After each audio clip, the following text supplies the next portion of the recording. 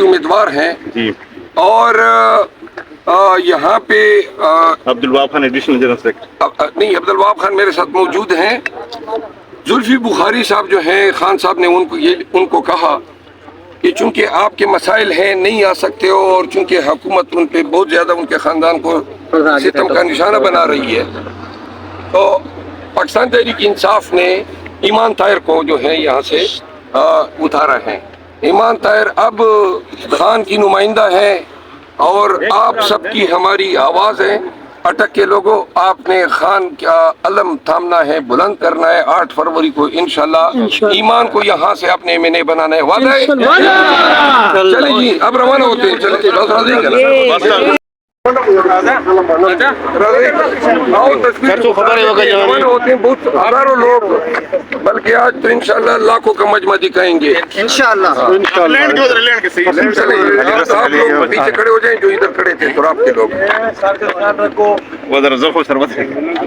वजात और गाड़ियाँ किधर हैं? और गाड़ियाँ किधर हैं? आगे आगे सर।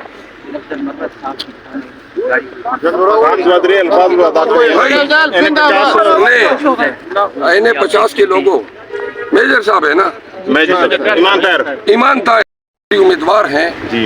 और यहाँ पे Abdul Wahab Khan additional general secretary. नहीं, अब्दुल वहाब खान मेरे साथ मौजूद हैं।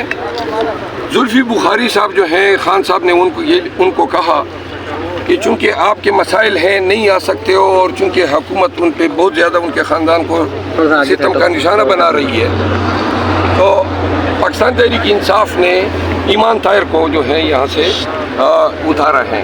ईमान ताहिर अब खान की नुमाइंदा है और आप सबकी हमारी आवाज़ है। अटक के लोगों, आपने खान का अलम थामना है, बुलंद करना है। 8 फरवरी को इंशाल्लाह ईमान को यहाँ से अपने में नहीं बनाना है। वादा है? चले जी, अब रवाना होते हैं। चले बस राजी करना।